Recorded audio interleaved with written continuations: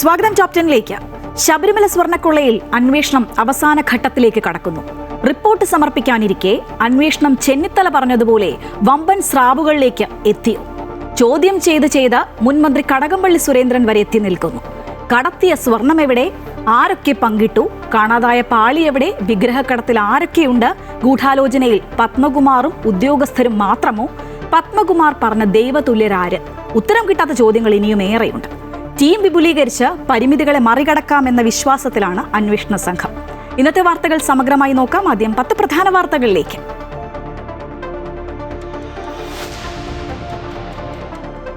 ശബരിമല സ്വർണ്ണക്കൊള്ളയിൽ അന്വേഷണം രാഷ്ട്രീയ നേതൃത്വത്തിലേക്ക്. ദേവസ്വം വകുപ്പ് മന്ത്രി മുൻമന്ത്രി കടകംപള്ളി സുരേന്ദ്രനെയും മുൻ പ്രസിഡന്റ് PS പ്രശാന്തിനെയും ചോദ്യം ചെയ്ത SIT. കടകംപള്ളിയാണോ ദൈവതുല്യൻ എന്ന ചോദ്യത്തിന് ശവം തീനികളല്ലെന്നും എല്ലാം അയ്യപ്പൻ നോക്കിക്കൊള്ളുമെന്നും A പത്മകുമാർ. D മണിയെയും ബാലമുരുകനെയും ശ്രീകൃഷ്ണനെയും വീണ്ടും ചോദ്യം ചെയ്തു.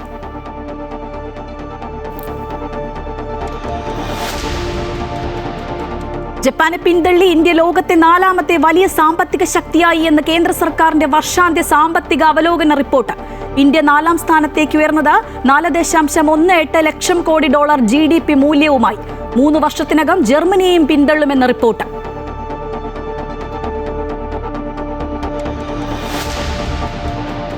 കേരളത്തിൽ സനാതനധർമ്മത്തിന് അടിത്തറ പാകിയത് ശ്രീനാരായണ ഗുരുവെന്ന ഉപരാഷ്ട്രപതി CP രാധാകൃഷ്ണൻ. ഗുരുവിനെയും ശങ്കരാചാര്യരെയും പോലുള്ള മഹാന്മാർ കേരളത്തിന്റെ സംഭാവനകളെന്നും ഇന്ത്യ ഒരുമിച്ച് നിൽക്കുന്നതിന് കാരണം ഇവരെന്നും ഉപരാഷ്ട്രപതി. 93ാമത് ശിവഗിരി തീർത്ഥാടനത്തിന് തുടക്കമായി.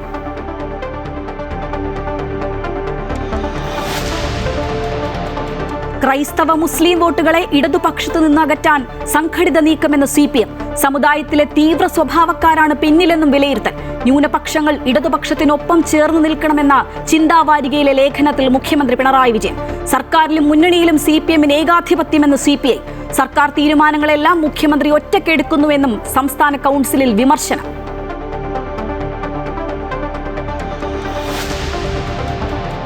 മമതാ സർക്കാർ ബംഗാളിനെ നുഴഞ്ഞുകയറ്റക്കാരുടെ താവളമാക്കി മാറ്റിയെന്ന് കേന്ദ്രമന്ത്രി അമിത്ഷാ. നുഴഞ്ഞുകയറ്റം തടയാൻ ബംഗാളിന്റെ അതിർത്തിയിൽ വേലി കെട്ടാൻ ഭൂമി നൽകിയില്ല. നുഴഞ്ഞുകയറ്റക്കാരെ ഓരോരുത്തരായി പുറത്താക്കുമെന്നും അമിത്ഷാ.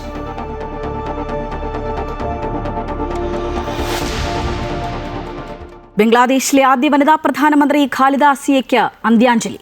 വിടവാങ്ങിയത് ബംഗ്ലാദേശിലെ പട്ടാള ഭരണത്തിനെതിരെ ജനകീയ പ്രക്ഷോഭങ്ങൾക്ക് നേതൃത്വം നൽകിയ ഉരുക്കു വനിത. അന്ത്യകർമ്മങ്ങളിൽ പങ്കെടുക്കാൻ വിദേശകാര്യമന്ത്രി S ജയശങ്കർ ധാക്കയിലേക്ക്.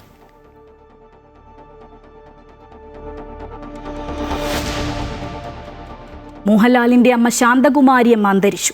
അന്ത്യം 90ാം വയസ്സിൽ എളമക്കരയിലെ വീട്ടിൽ. അന്ത്യാഞ്ജലി അർപ്പിച്ച പ്രമുഖർ. സംസ്കാരം നാളെ തിരുവനന്തപുരത്ത്.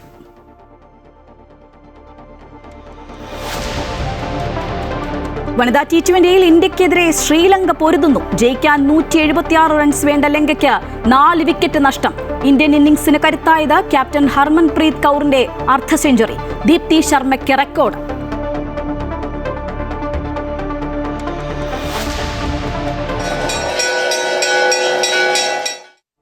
മകരവിളക്ക് മഹോത്സവത്തിനായി ശബരിമല നട തുറന്നു.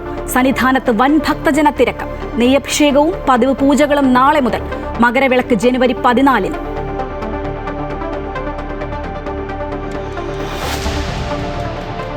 സ്റ്റോറി ഓഫ് ദി ഡേ: ലഹരിക്കെതിരെ കൂട്ടായ്മയുടെ വര.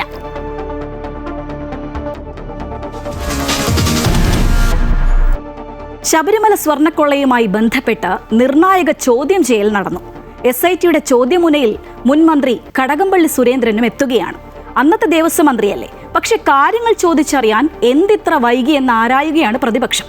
ശബരിമലയിൽ സ്വർണം പൂശിയതും കൊണ്ടുപോയതും ഒന്നും തന്നെ അറിയിച്ചിട്ടില്ല എന്നാണ് മന്ത്രിയുടെ മൊഴി. ദേവസ്വം ബോർഡ് പ്രസിഡന്റ് PS പ്രശാന്തിനെയും ചോദ്യം ചെയ്തു. അന്വേഷണം അവസാന ഘട്ടത്തിലേക്ക് കടക്കുന്ന സമയത്താണ് ഇരുവരെയും ചോദ്യം ചെയ്തത് എന്നതാണ് ശ്രദ്ധേയം. ശബരിമല സ്വർണ്ണക്കൊള്ളക്കേസിൽ പ്രത്യേക അന്വേഷണ സംഘം അവസാന ഘട്ടത്തിലേക്ക് നീങ്ങുന്നതിന്റെ ഭാഗമായാണ് സ്വർണ്ണക്കൊള്ള നടന്ന 2019-ൽ ദേവസ്വം മന്ത്രിയായിരുന്ന കടകംപള്ളി സുരേന്ദ്രൻ MLAയെയും ദേവസ്വം ബോർഡ് മുൻ പ്രസിഡന്റ് PS പ്രശാന്തിനെയും ചോദ്യം ചെയ്തത്. ശനിയാഴ്ച ഇരുവരെയും 2 മണിക്കൂർ വീതം ചോദ്യം ചെയ്തതായാണ് സൂചന. അന്വേഷണ സംഘം ചോദ്യം ചെയ്തതായും തനിക്കറിയാവുന്ന കാര്യങ്ങൾ വ്യക്തമാക്കിയെന്നും കടകംപള്ളി സുരേന്ദ്രൻ MLA പറഞ്ഞു. 2019 ദേവസ്വം മന്ത്രി എന്നുള്ള നിലയിൽ എനിക്ക് പറയാനുള്ള കാര്യങ്ങൾ അവർ ചോദിച്ചു. ഉണ്ണികൃഷ്ണൻ പോറ്റിയെ ശബരിമലയിൽ സംഭാവന നൽകിയ ആളെന്ന നിലയിൽ അറിയാമെന്ന SITയുടെ ചോദ്യം ചെയ്യലിൽ പറഞ്ഞ കടകംപള്ളി സ്വർണം പൂശാൻ ദേവസ്വം ബോർഡ് അപേക്ഷ നൽകിയിരുന്നില്ലെന്നും സ്വർണം പൂശിയത് സർക്കാരിന്റെ അറിവോടെയല്ലെന്നും മൊഴി നൽകിയിട്ടുണ്ട്. അതേസമയം 2025 ദ്വാരപാലക ശില്പത്തിൽ സ്വർണം പൂശിയതിലെ കാര്യങ്ങൾ സംബന്ധിച്ചാണ് മുൻ പ്രസിഡന്റ് PS പ്രശാന്തിൽ നിന്നും അന്വേഷണ സംഘം വിവരങ്ങൾ ചോദിച്ചറിഞ്ഞത്. ഹൈക്കോടതിയെ അറിയിച്ചില്ല എന്ന പിഴവ് ഒഴിവാക്കിയാൽ മറ്റെല്ലാ ചട്ടങ്ങളും പാലിച്ചിട്ടുണ്ടെന്ന് MS പ്രശാന്ത് അന്വേഷണ സംഘത്തെ അറിയിച്ചു. ഇരുവരുടെയും മൊഴികൾ വിശകലനം ചെയ്ത ശേഷം ആവശ്യമെങ്കിൽ വീണ്ടും ചോദ്യം ചെയ്യലിന് വിളിപ്പിക്കാനാണ് അന്വേഷണ സംഘത്തിന്റെ തീരുമാനം. അമൃത ന്യൂസ്, തിരുവനന്തപുരം. ശബരിമല സ്വർണ്ണക്കൊള്ളയിൽ കടകംപള്ളിയുടെ ചോദ്യം ചെയ്യൽ മനഃപൂർവ്വം നീട്ടിക്കൊണ്ടുപോയി എന്നാണ് പ്രതിപക്ഷ നേതാവ് VD സതീശന്റെ ആരോപണം. CPM-ന് ക്ഷീണമുണ്ടാക്കുമെന്ന് ഉറപ്പാണ്, അതുകൊണ്ട് മനഃപൂർവ്വം നീട്ടിയെന്ന് VD പറയുന്നു. ഞങ്ങൾ തെരഞ്ഞെടുപ്പിന് മുമ്പേ പറഞ്ഞല്ലോ, തെരഞ്ഞെടുപ്പ് കഴിയുന്നത് വരെ അത് നീട്ടിക്കൊണ്ടുപോകാറ്. അതിനു വേണ്ടിയിട്ടാണ് SITയുടെ മീതെ മുഖ്യമന്ത്രിയുടെ ഓഫീസിൽ സമ്മർദ്ദം ചെലുത്തിയത്. നിങ്ങൾ ആലോചിച്ച് നോക്കിയാൽ തെരഞ്ഞെടുപ്പിന്റെ ഘട്ടത്തിലാണ് കടകംപള്ളി സുരേന്ദ്രനെ ചോദ്യം ചെയ്യുന്നതെങ്കിൽ അത് CPM-ന് എത്ര ക്ഷീണം ഉണ്ടാക്കുമായിരുന്നു. അത് മനഃപൂർവ്വം നീട്ടിവെച്ച ഞാൻ ആരോപണം ഉന്നയിച്ച് പിന്നീട് കോടതി തന്നെ ശരിവെച്ചല്ലോ. കോടതി എന്താ പറഞ്ഞത്? അത് മന്ദഗതിയിലാക്കിയ അന്വേഷണം. ഇപ്പൊ കോടതി വിമർശിച്ചപ്പോഴാണ് സുരേന്ദ്രനെ ചോദ്യം ചെയ്യേണ്ടത്. അതിന്റെ ഒരു സീക്വൻസ് ആണ്. അന്വേഷണ സംഘത്തിന്റെ ചോദ്യം ചെയ്യൽ കടകംപള്ളിയിലേക്ക് എത്തിയപ്പോൾ മാധ്യമപ്രവർത്തകർ പത്മകുമാറിനോട് ഇന്ന് വീണ്ടും തിരക്കി. അന്ന് പറഞ്ഞ ആ ദൈവതുല്യൻ കടകംപള്ളിയാണോ എന്ന്. ശവം തീനികളും വേട്ടനായ്ക്കളുമല്ല എന്ന മറുപടി ഉടനടി വന്നു. എല്ലാം അയ്യപ്പൻ നോക്കിക്കൊള്ളുമെന്ന ശുഭാപ്തി വിശ്വാസം. കേസിൽ പത്മകുമാറിന്റെ റിമാൻഡ് കാലാവധി 14 ദിവസം കൂടി നീട്ടി. റിമാൻഡ് കാലാവധി അവസാനിച്ചതോടെയാണ് പത്മകുമാറിനെ കൊല്ലം വിജിലൻസ് കോടതിയിൽ ഹാജരാക്കിയത്.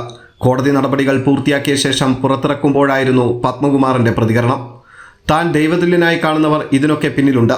ദൈവതുല്യരായി കണ്ട പലരും അങ്ങനെയല്ല പ്രവർത്തിച്ചതെന്നും അറസ്റ്റിലായ സമയത്ത് പത്മകുമാർ പറഞ്ഞിരുന്നു. ആ ദൈവതുല്യൻ ആരാണെന്നും കടകംപള്ളി സുരേന്ദ്രനാണോ എന്നും ചോദിച്ചപ്പോഴായിരുന്നു പത്മകുമാർ ഇങ്ങനെ പ്രതികരിച്ചത്. വേട്ടനായ്ക്കളും ശവന്തീനികളും അല്ലെന്നും എല്ലാം അയ്യപ്പൻ നോക്കിക്കൊള്ളുമെന്നും പത്മകുമാർ പറഞ്ഞു.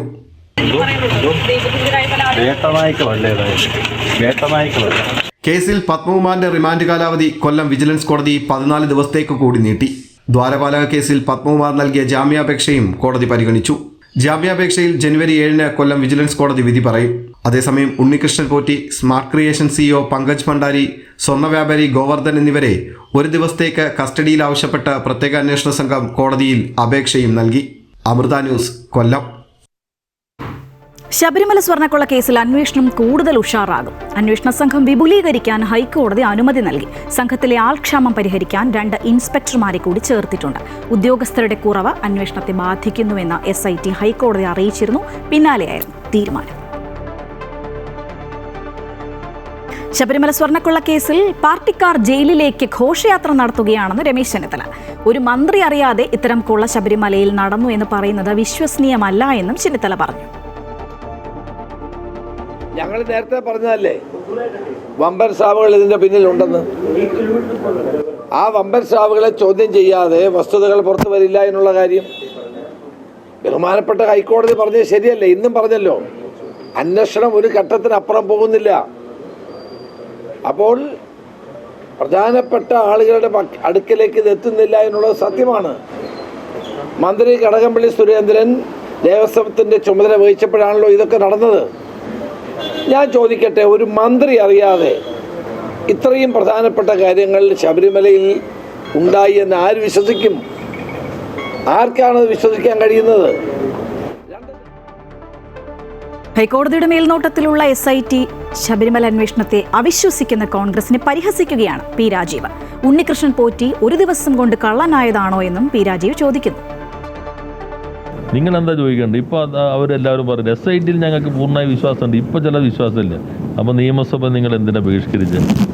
ഹൈക്കോടതിയുടെ മേൽനോട്ടത്തിലാണല്ലോ തുടക്കം മുതൽ അന്വേഷണം. നിയമസഭയിൽ ഞങ്ങൾ തന്നെ ചോദിച്ചല്ലോ, ഹൈക്കോടതിയുടെക്കാൾ വിശ്വാസം നിങ്ങൾക്ക് CBIയിലാണോ?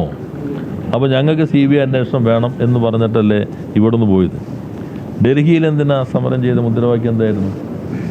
ജുഡീഷ്യൽ അന്വേഷണം വേണമെന്നാണ്. ജുഡീഷ്യൽ അന്വേഷണം എന്ന് പറഞ്ഞാൽ എന്താ? ഇതൊക്കെ നിങ്ങൾ പ്രതിപക്ഷത്തോട് ചോദിക്കണം. നിങ്ങൾ എന്തെങ്ങനെ മാറുന്നേ? SIT അന്വേഷിക്കുന്നു എന്ന് നിങ്ങൾ അംഗീകരിച്ചിരുന്നില്ലല്ലോ. ഞങ്ങൾ അന്നും പറയുന്നു ഹൈക്കോടതിയുടെ മേൽനോട്ടത്തിൽ അന്വേഷണമുണ്ട്. ആ ശബരിമലയിലെ സ്വർണ്ണക്കടത്ത് മാത്രമല്ല വിഗ്രഹക്കടത്തും ഇപ്പോൾ അന്വേഷണ പരിധിയിലുണ്ട്. അതിനാൽ ദിണ്ടിഗലിൽ നിന്ന് പുരാവസ്തു വ്യാപാരി മണിയെ പ്രത്യേക അന്വേഷണ സംഘം ഇവിടേക്ക് വിളിപ്പിച്ചു. 7 മണിക്കൂറാണ് ചോദ്യം ചെയ്തത്. മണിയെ കൂടാതെ സ്വർണ്ണക്കൊള്ളയിൽ ബാലമുരുകനും ശ്രീകൃഷ്ണനും അന്വേഷണ സംഘത്തിന് മുന്നിലെത്തി. വിദേശ വ്യവസായിയുടെ മൊഴിയുടെ അടിസ്ഥാനത്തിൽ ശബരിമല സ്വർണ്ണക്കൊള്ളയിൽ പങ്കുള്ളതായി പ്രത്യേക അന്വേഷണ സംഘം സംശയിക്കുന്ന MS മണിയുടെയും കൂട്ടാളികളുടെയും സ്ഥാപനത്തിലും വീട്ടിലും SIT സംഘം നടത്തിയ പരിശോധനയുടെ അടിസ്ഥാനത്തിലാണ് ഇവരെ ചോദ്യം ചെയ്യലിനായി ഈഞ്ചക്കലെ ഓഫീസിലേക്ക് വിളിച്ചു വരുത്തിയത്. ദിണ്ടിഗൽ സ്വദേശി MS മണിയെ കൂടാതെ ഇയാൾക്ക് സിം എടുത്തു നൽകിയതായി കരുതുന്ന ബാലമുരുകൻ, ഇടനിലക്കാരൻ ശ്രീകൃഷ്ണൻ എന്നിവരാണ് ചോദ്യം ചെയ്യലിനായി ഹാജരായത്. രാവിലെ തുടങ്ങിയ ചോദ്യം ചെയ്യൽ 7 മണിക്കൂറോളം നീണ്ടു. കുറഞ്ഞ കാലയളവിൽ MS മണിക്കുണ്ടായ സാമ്പത്തിക വളർച്ച, ഇടനിലക്കാരൻ ശ്രീകൃഷ്ണന്റെയും ബാലമുരുകന്റെയും പങ്ക് എന്നിവ സംബന്ധിച്ചും വിശദമായ ചോദ്യം ചെയ്യൽ നടന്നു. അഭിഭാഷകർക്കൊപ്പമാണ് MS മണിയും സംഘവും ചോദ്യം ചെയ്യലിന് എത്തിയത്. ഒറ്റയ്ക്കും ഒന്നിച്ചിരുത്തിയും ചോദ്യം ചെയ്തതായാണ് സൂചന. മണിക്കൂറുകൾ നീണ്ട ചോദ്യം ചെയ്യലിന് ശേഷം വിട്ടയച്ചെങ്കിലും ആവശ്യമെങ്കിൽ വീണ്ടും ഹാജരാകണമെന്ന നിർദ്ദേശം നൽകിയാണ് മണിക്കൂറുകൾ നീണ്ട ചോദ്യം ചെയ്യലിന് ശേഷം മൂവരെയും അന്വേഷണ സംഘം വിട്ടയച്ചത്. അമൃത ന്യൂസ്, തിരുവനന്തപുരം. ഇന്ത്യ വൻ സാമ്പത്തിക ശക്തിയായി കുതിക്കുകയാണ്. ആഗോളതലത്തിൽ 10ാം സ്ഥാനത്ത് നിന്ന് ഒരു പതിറ്റാണ്ട് കൊണ്ട് 4ാം സ്ഥാനത്തെത്തിയിരിക്കുന്നു. ജപ്പാനെ പിന്തള്ളിയാണ് ഈ നേട്ടമെന്ന സാമ്പത്തിക അവലോകന റിപ്പോർട്ട് പുറത്തുവിട്ട് കേന്ദ്ര സർക്കാർ അഭിമാനത്തോടെ പറയുകയാണ്.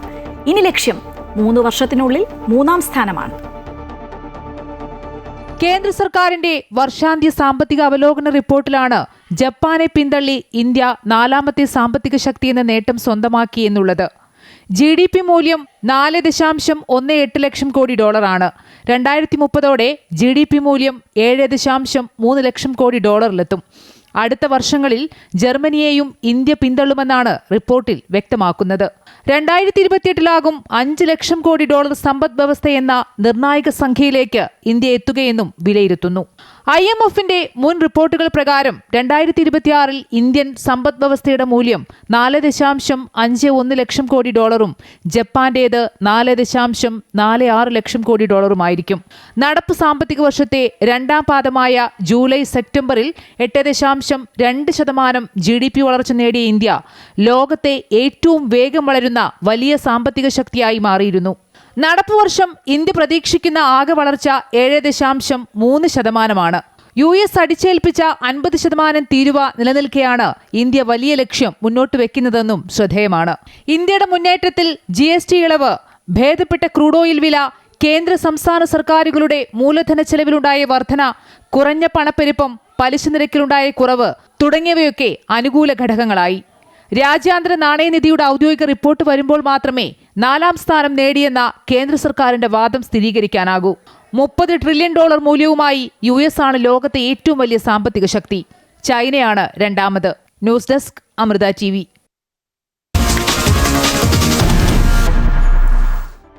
കേരളത്തിൽ സനാതനധർമ്മത്തിന് അടിത്തറ പാകിയത് ശ്രീനാരായണ ഗുരുവെന്ന ഉപരാഷ്ട്രപതി CP രാധാകൃഷ്ണൻ. എല്ലാവരെയും ചേർത്ത് നിൽക്കുക എന്നതാണ് ഗുരുധർമ്മം. ശ്രീനാരായണ ഗുരുവും ശങ്കരാചാര്യരും കേരളത്തിന്റെ മഹത്തായ സംഭാവനകളാണെന്നും ഉപരാഷ്ട്രപതി പറഞ്ഞു. 93ാമത് ശിവഗിരി തീർത്ഥാടന സമ്മേളനം ഉദ്ഘാടനം ചെയ്യുകയായിരുന്നു അദ്ദേഹം. ശിവഗിരി ധർമ്മസംഘം ട്രസ്റ്റ് പ്രസിഡന്റ് സ്വാമി സച്ചിദാനന്ദ പതാക ഉയർത്തിയതോടെയാണ് 93ാമത് ശിവഗിരി തീർത്ഥാടനത്തിന് തുടക്കമായത്. ഉപരാഷ്ട്രപതി CP രാധാകൃഷ്ണൻ തീർത്ഥാടന സമ്മേളനം ഉദ്ഘാടനം ചെയ്തു. ഗുരുദേവൻ പകർന്നു നൽകിയ പാഠങ്ങൾ വരാനിരിക്കുന്ന പതിറ്റാണ്ടുകളിലും സമൂഹത്തെ പ്രചോദിപ്പിക്കുമെന്ന് ഉപരാഷ്ട്രപതി പറഞ്ഞു. കേരളത്തിൽ സനാതന ധർമ്മത്തിന് അടിത്തറ പാകിയത് ഗുരുദേവനാണെന്നും യുവാക്കൾ ശിവഗിരിയിലേക്ക് വരണമെന്നും ഉപരാഷ്ട്രപതി പറഞ്ഞു.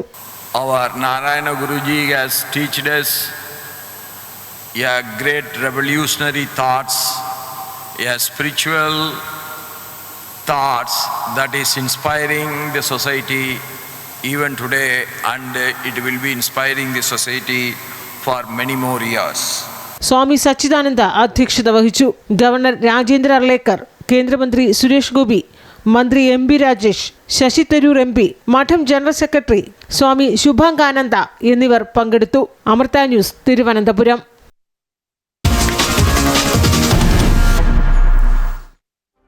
BJPയുടെ ലക്ഷ്യം ഇനി പശ്ചിമ ബംഗാൾ പിടിക്കലാണ്.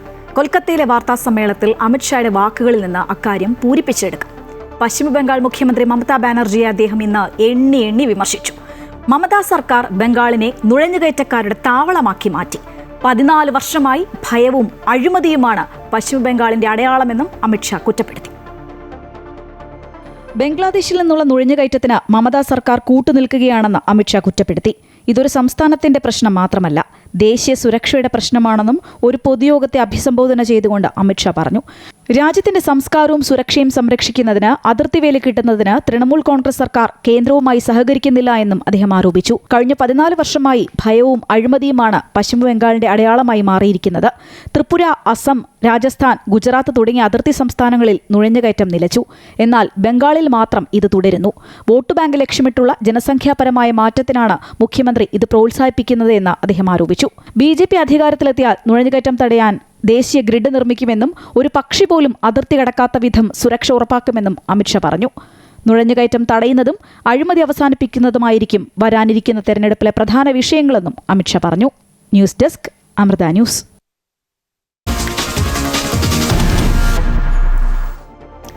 ബംഗ്ലാദേശിന്റെ ആദ്യത്തെ വനിതാ പ്രധാനമന്ത്രി ഖാലിദ സിയ അന്തരിച്ചു. 80 വയസ്സായിരുന്നു. അസുഖബാധിതയായി ധാക്കയിലെ അപ്പോളോ ആശുപത്രിയിൽ ചികിത്സയിൽ കഴിയുകയായിരുന്നു. ഇന്ന് രാവിലെ 6 മണിയോടെയാണ് അന്ത്യം. സംസ്കാര ചടങ്ങുകൾ നാളെ നടക്കും. വിദേശകാര്യമന്ത്രി S. ജയശങ്കർ ഇന്ത്യയെ പ്രതിനിധീകരിച്ച് ചടങ്ങിൽ പങ്കെടുക്കും. ബംഗ്ലാദേശിലെ ആദ്യ ജനാധിപത്യ തെരഞ്ഞെടുപ്പിലൂടെ ഭരണത്തിലെത്തിയ ആദ്യ വനിതാ പ്രധാനമന്ത്രിയായി ചരിത്രത്തിൽ സ്ഥാനം നേടിയ രാഷ്ട്രീയ നേതാവായിരുന്നു ബീഗം ഖാലിദ സിയ. പാകിസ്ഥാൻ പ്രധാനമന്ത്രിയായിരുന്ന ബേനസീർ ഭൂട്ടോയ്ക്ക് ശേഷം ഇസ്ലാമിക ലോകത്ത് ഈ ബഹുമതി സ്വന്തമാക്കിയ രണ്ടാമത്തെ വനിത. ഫോബ്സ് മാസിക ലോകത്തെ ഏറ്റവും ശക്തരായ സ്ത്രീകളുടെ പട്ടികയിൽ ഖാലിദ സിയയെ 2004 14-ാം സ്ഥാനത്തും 2005 29-ാം സ്ഥാനത്തും 2006 33-ാം സ്ഥാനത്തും ഉൾപ്പെടുത്തിയിരുന്നു. 1945 ബ്രിട്ടീഷ് ഇന്ത്യയിലെ പശ്ചിമ ബംഗാളിലാണ് ബീഗം ഖാലിദ സിയയുടെ ജനനം. ചായക്കച്ചവടക്കാരനായ പിതാവിനൊപ്പം ഇന്ത്യ വിഭജനത്തിന് ശേഷം കുടുംബസമേതം ഇന്നത്തെ ബംഗ്ലാദേശിലേക്ക്. യുവ സൈനിക ഉദ്യോഗസ്ഥനായിരുന്ന സിയാവുർ റഹ്മാനെ വിവാഹം കഴിക്കുന്നത് 15-ാമത്തെ വയസ്സിൽ. 1981 ചിറ്റഗോങ്ങിൽ വെച്ച് സൈനിക ഉദ്യോഗസ്ഥർ സിയാവുർ റഹ്മാനെ വധിച്ചതിന് പിന്നാലെ രാഷ്ട്രീയ പൊതുരംഗത്ത് അതുവരെ സജീവമല്ലാതിരുന്ന ബീഗം ഖാലിദ സിയ പാർട്ടിയുടെ തലപ്പത്തേക്ക് എത്തി. അവിടെ തുടങ്ങുകയായിരുന്നു ഖാലിദ സിയ എന്ന രാഷ്ട്രീയ നേതാവിന്റെ യാത്ര. তারা সকল প্রলোভন প্রত্যাখ্যান করে গণতন্ত্রের সৎ চর্চা করেছেন. 1990 ഇർഷാദിന്റെ ഭരണകൂടം നിലം പതിക്കുന്നതുവരെ ജനാധിപത്യത്തിനായുള്ള മുന്നേറ്റത്തിന്റെ ഭാഗമായി ഖാലിദ. അന്ന് ബംഗ്ലാദേശ് നാഷണലിസ്റ്റ് പാർട്ടി ഉയർത്തിപ്പിടിച്ച ബഹുകക്ഷി രാഷ്ട്രീയം, മാധ്യമ സ്വാതന്ത്ര്യം, അഭിപ്രായ സ്വാതന്ത്ര്യം, സ്വതന്ത്ര വിപണി, ഉത്തരവാദിത്തം എന്നിവയിലൂന്നിയായിരുന്നു ഖാലിദ സിയയുടെ പ്രവർത്തനവും. ബംഗ്ലാദേശിന്റെ ആദ്യ വനിതാ പ്രധാനമന്ത്രി എന്ന ചരിത്ര നേട്ടവുമായി 1991 സിയ അധികാരത്തിലെത്തി.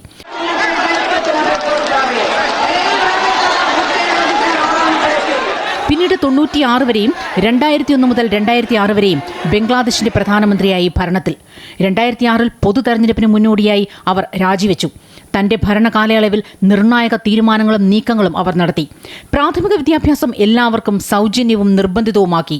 70% നിരക്ഷരരുണ്ടായിരുന്ന ഒരു രാജ്യത്ത് യുവതികളെ പഠിപ്പിക്കുന്നതിനായി എടുത്ത തീരുമാനങ്ങൾ ശ്രദ്ധേയമായി. 10ാം ക്ലാസ് വരെ പെൺകുട്ടികൾക്ക് സൗജന്യ വിദ്യാഭ്യാസം നൽകിയത് നിർണായക ഇടപെടലായി. ആ സമയത്ത് ബംഗ്ലാദേശ് സർക്കാർ മുന്നോട്ട് വെച്ച വിദേശ നയങ്ങളും സാമ്പത്തിക പരിഷ്കരണങ്ങളും വലിയ ചർച്ചകൾക്ക് വഴിവെച്ചിരുന്നു. 2008 ഷെയ്ഖ് ഹസീന സർക്കാർ രൂപീകരിച്ചതോടെ സിയയ്ക്കെതിരെ അഴിമതി വിരുദ്ധ കമ്മീഷൻ കേസ് ഫയൽ ചെയ്തു. വിവിധ കേസുകളിൽ കുറ്റക്കാരിയെന്ന് കണ്ടെത്തിയതിനെ തുടർന്ന് സിയയെ 17 വർഷത്തേക്ക് ജയിലിലടച്ചു. ഷെയ്ഖ് ഹസീന സർക്കാർ രാജിവെച്ചതോടെ 2024 ഓഗസ്റ്റിലാണ് ജയിൽ മോചിതയായത്. പിന്നാലെ 2025 എല്ലാ അഴിമതി കേസിലും ബംഗ്ലാദേശ് സുപ്രീം കോടതി അവരെ കുറ്റവിമുക്തയാക്കി. ഷെയ്ഖ് ഹസീനയുടെ ഭരണം അട്ടിമറിക്കപ്പെട്ട ശേഷം രാജ്യം പൊതു തെരഞ്ഞെടുപ്പിലേക്ക് പോകുമ്പോഴാണ് ആദ്യ വനിതാ പ്രധാനമന്ത്രിയുടെ വിയോഗം. News desk, Amrita TV.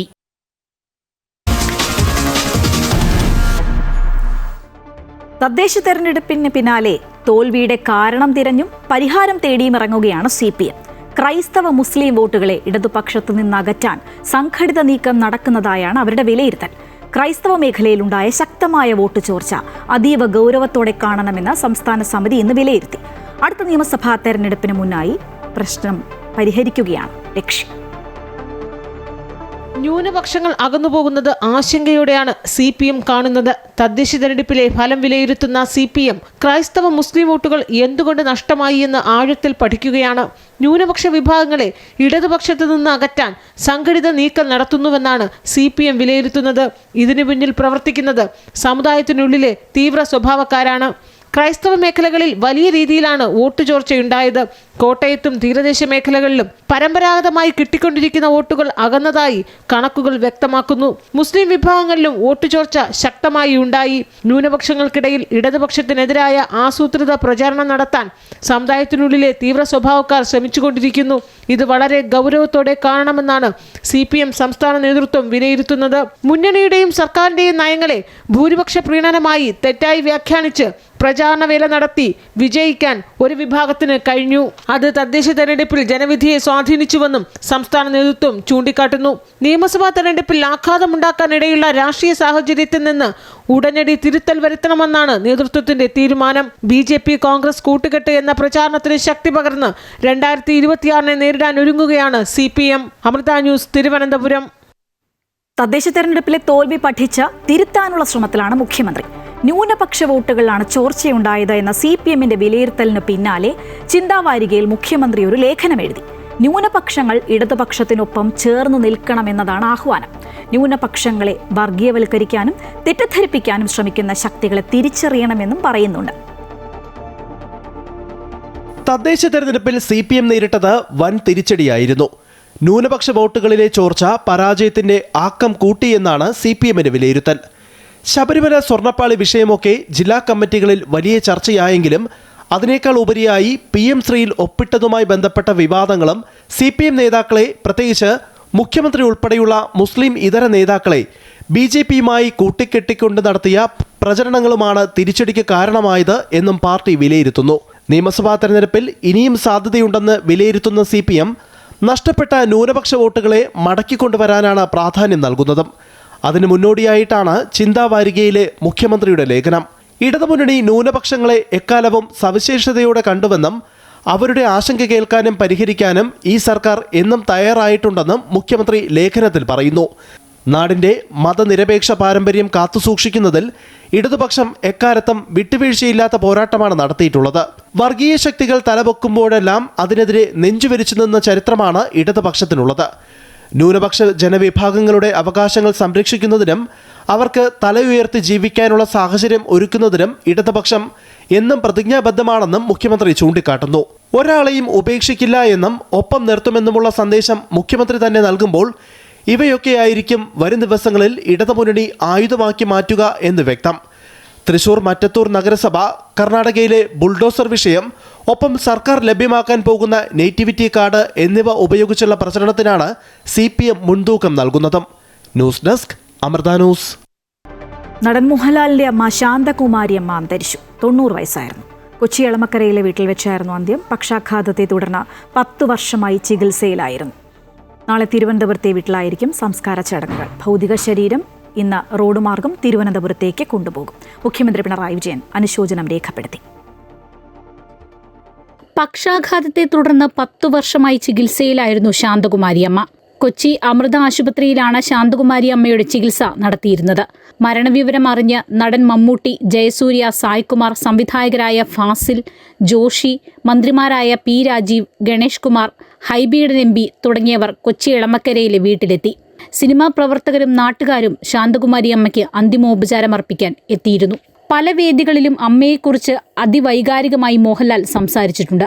89ാം പിറന്നാൾ ദിനത്തിൽ അമ്മയ്ക്കായി എളമക്കരയിലെ വീട്ടിൽ സംഗീതാർച്ചനയും നടത്തിയിരുന്നു. ദാദാസാഹിബ് ഫാൽക്കെ പുരസ്കാരത്തിന് പിന്നാലെ മോഹൻലാൽ ആദ്യം ഓടിയെത്തിയതും അമ്മയുടെ അരികിലേക്കായിരുന്നു.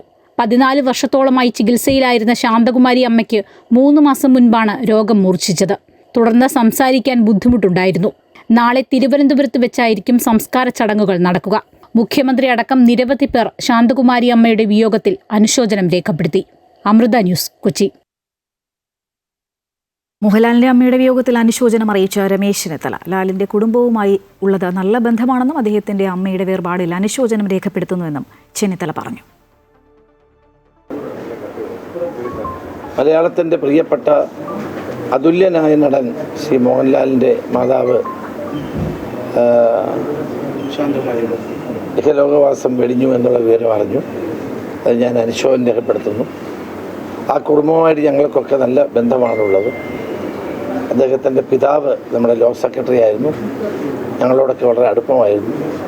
തീർച്ചയായിട്ടും മാതാവിൻ്റെ വേർപാടിൽ അനുശോചനം രേഖപ്പെടുത്തുന്നു. അതിൽ വേദനിക്കുന്ന മോഹൻലാലിനും അദ്ദേഹത്തിൻ്റെ കുടുംബത്തെയും ഞാൻ അനുശോചനം അറിയിക്കുന്നു.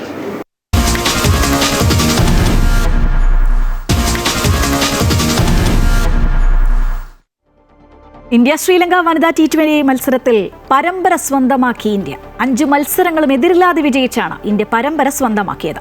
കാര്യവട്ടത്ത് നടന്ന അവസാന മത്സരത്തിൽ 15 റൺസിന് ഇന്ത്യ വിജയിച്ചു.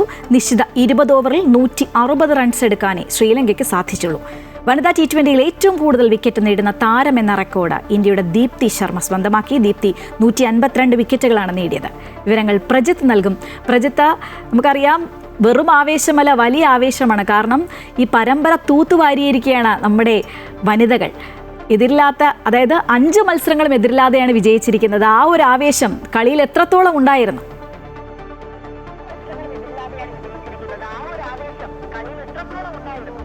തീർച്ചയായും ശ്രീജ, പതിവിൽ നിന്നും വ്യത്യസ്തമായി ഇത്തവണ നിറഞ്ഞു കവിഞ്ഞ കാര്യവട്ടത്തെ ഗ്രീൻഫീൽഡ് സ്റ്റേഡിയത്തെ സാക്ഷിയായിരുന്നു ഇന്ത്യയുടെ പുലിക്കുട്ടികൾ ഇന്ന് ഇറങ്ങിയത്. അതുകൊണ്ട് തന്നെ ആ പരമ്പര മുഴുവനായും എതിരില്ലാതെ 5 മത്സരങ്ങളിലും ഗംഭീരമായൊരു വിജയം തന്നെ നമ്മുടെ വനിതകൾക്ക് നേടാനായി. ഇന്ന് എടുത്തു പറയേണ്ട ഒരു കാര്യം, ക്യാപ്റ്റൻ ഹർമൻപ്രീത് കൗറിൻ്റെ പ്രകടനം തന്നെയാണ് ഇന്ത്യക്ക് ഭേദപ്പെട്ട ഒരു സ്കോർ 176 എന്നുള്ള രീതിയിലേക്ക് ഒരു സ്കോർ എത്തിച്ചത്. അതുപോലെ തന്നെ മറ്റൊരു ചരിത്രം കൂടി ഇന്ന് കാര്യവട്ടം ഗ്രീൻഫീൽഡ് സ്റ്റേഡിയത്തിൻ്റെ മണ്ണിൽ പിറന്നു. ഏറ്റവും കൂടുതൽ T20 ക്രിക്കറ്റിൽ വിക്കറ്റ് നേടുന്ന വനിതയായി നമ്മുടെ സ്വന്തം ദീപ്തി ശർമ്മ മാറുകയാണ് ചെയ്തത്. നേരത്തെ ഓസ്ട്രേലിയയുടെ മേക്കൻ കൗറിൻ്റെയാണ് ഇപ്പോൾ മറികടന്നിരിക്കുന്നത്. അതുപോലെ തന്നെ മറ്റൊരു ചരിത്ര മുഹൂർത്തത്തിനും കൂടി കാര്യവട്ടം ഗ്രീൻഫീൽഡ് സ്റ്റേഡിയം സാക്ഷിയായി. തുടക്കം മുതലേ ടോസ് നഷ്ടപ്പെട്ട് ഇന്ത്യ ഈ ബാറ്റിങ്ങിന് ഇറങ്ങുന്ന സമയത്ത് തന്നെ ആദ്യം തന്നെ ഒരു നിരയിൽ തന്നെ ബാറ്റ്സ്മാൻമാരുടെ പ്രകടനം മോശമായിരുന്നു. മധ്യനിരയിലെല്ലാം തന്നെ വന്ന നേരത്തെ ദീപ്തി ശർമ്മയും അതുപോലെ തന്നെ റിച്ച ഘോഷിൻ്റെയും പ്രകടനം മറ്റും ഇന്ത്യയുടെ നിരാശപ്പെടുത്തിയെങ്കിലും ക്യാപ്റ്റൻ ഹർമൻപ്രീത് കൗറിൻ്റെ പ്രകടനവും അതുപോലെ തന്നെ അമൽജോത് കൗറിൻ്റെ ഇന്നിങ്സുമാണ് ഇന്ത്യക്ക് ആശ്വാസമായത് എന്ന് തന്നെ പറയാം. അത്തരത്തിൽ മികച്ച ഒരു സ്കോറിലേക്ക്, അതായത് 176, ഒരു തരത്തിൽ മികച്ച പ്രകടനം പിന്നിലേക്ക് പോയ ഇന്ത്യ പിന്നീട് 176 എന്നുള്ള സ്കോറിലേക്ക് തിരിച്ചെത്തുകയായിരുന്നു. മറുപുറത്താകട്ടെ ഹസീനി പെരേര, ശ്രീലങ്കയുടെ ഹസീനി പെരേരയാണ് അവരെ ഇന്ത്യയുടെ ടോട്ടലിൻ്റെ അടുത്തെങ്കിലും എത്തിച്ചത്. ശ്രീലങ്ക 160 എടുത്തത്, ഇന്ത്യ ആവട്ടെ 176. അത്തരത്തിൽ നിശ്ചിത ഓവറിൽ മാത്രമാണ് ശ്രീലങ്കയ്ക്ക് 160 തൊട്ടടുത്ത് എത്തിയെങ്കിലും ഹസീനി പെരേരയുടെ പ്രകടനമാണ് ശ്രീലങ്കയുടെ എടുത്തു പറയേണ്ടത്. അതുപോലെ തന്നെ ബൗളർമാർ, അവസാന നിമിഷം ബൗളർമാർ കുറച്ച് ടൈറ്റായി തന്നെ കളിയെ നിയന്ത്രിച്ചു. അതിനാൽ ശ്രീലങ്കയ്ക്ക് ആ ലക്ഷ്യം മറികടക്കാൻ സാധിച്ചില്ല. എന്തായാലും ചരിത്ര മുഹൂർത്തമാണ് കാര്യവട്ടത്തെ. തലസ്ഥാനത്തെത്തുന്ന ആദ്യ വനിതാ T20യിൽ സമ്പൂർണ്ണമായ 3 വിജയങ്ങൾ നേടിയാണ് ഇന്ത്യയുടെ വനിതകൾ ഇവിടെ നിന്നും മാറുന്നത്. ശ്രീജ, എന്തായാലും കാര്യവട്ടത്തെ ഗ്രീൻഫീൽഡ് സ്റ്റേഡിയത്തിൽ ഒന്നടങ്കം ആവേശഭരിതമായ 3 മത്സരങ്ങളിലും വളരെ വലിയ വിജയമാണ് ഇന്ത്യൻ ടീം നേടാനായത്. ശ്രീജ, പ്രജിത്ത്, ഈ പറഞ്ഞതുപോലെ ആധികാരിക വിജയമാണ്, സമ്പൂർണ്ണ വിജയമാണ് ഇന്ത്യൻ വനിതകൾ സ്വന്തമാക്കിയത്. അതുകൊണ്ട് തന്നെ നമ്മുടെ തലസ്ഥാനത്തെ ഒരു മത്സരം എത്രത്തോളം ആസ്വാദികരമായിരുന്നു? ആളുകളുടെ ഒരു പ്രതികരണമൊക്കെ എങ്ങനെയായിരുന്നു?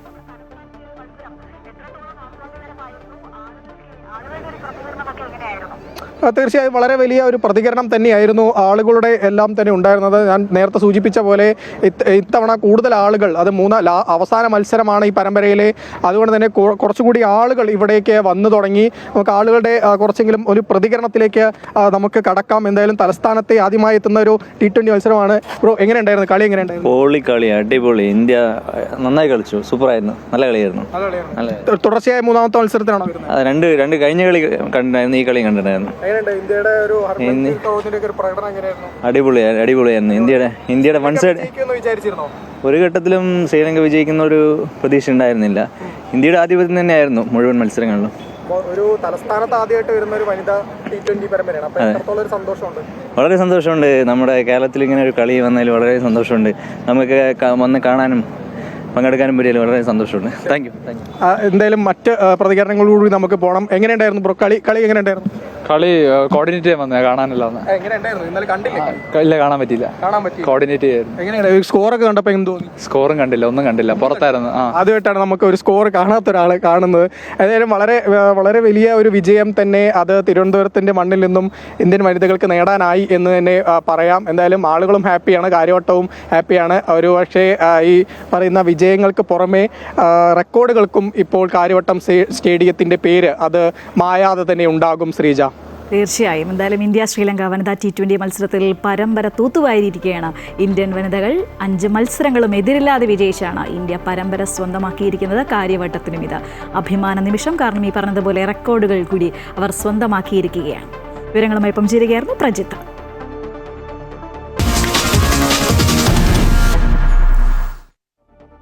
സർക്കാരിലും മുന്നണിയിലും CPM-ന് ഏകാധിപത്യമെന്ന് CPI. സർക്കാർ തീരുമാനങ്ങളെല്ലാം മുഖ്യമന്ത്രി ഒറ്റയ്ക്കെടുക്കുന്നുവെന്നും സംസ്ഥാന കൗൺസിൽ വിമർശനം. അൺഫിലിറ്റ് ഡിസൂസ വിവരങ്ങളുമായി ചേരുകയാണ്. അൺഫിലിറ്റ്, തുടക്കം മുതൽ CPI ഇക്കാര്യങ്ങൾ ചൂണ്ടിക്കാട്ടിയിരുന്നു. പ്രത്യേകിച്ച് നമ്മൾ അന്ന് ഇടയ്ക്കൊക്കെ കണ്ടതായിരുന്നു. ഈ വിഷയം ഇപ്പോഴും അവർ ഉന്നയിക്കുന്നുണ്ടല്ലോ. എന്തൊക്കെയാണ് കൂടുതൽ വിവരങ്ങൾ? ഇത് CPIയുടെ സംസ്ഥാന നേതൃയോഗങ്ങളാണ് ഇപ്പോൾ നടന്നുകൊണ്ടിരിക്കുന്നത്. ഇന്നലെ CPIയുടെ സംസ്ഥാന എക്സിക്യൂട്ടീവ് ആയിരുന്നു. ഇന്ന് CPIയുടെ സംസ്ഥാന കൗൺസിൽ ചേർന്നിരുന്നു. കൗൺസിൽ ചേർന്നപ്പോഴാണ് വലിയ രീതിയിൽ സംസ്ഥാന എക്സിക്യൂട്ടീവ് കഴിഞ്ഞ ദിവസം ചേർന്നപ്പോഴും വിമർശനം ഉണ്ടായിരുന്നു. അതിന് പിന്നാലെ ഇന്ന് സംസ്ഥാന കൗൺസിൽ ചേർന്നപ്പോഴാണ് വലിയ രീതിയിൽ അംഗങ്ങൾ വിമർശനം ഉന്നയിച്ചത്. എല്ലാവരും മുഖ്യമന്ത്രിയുടെ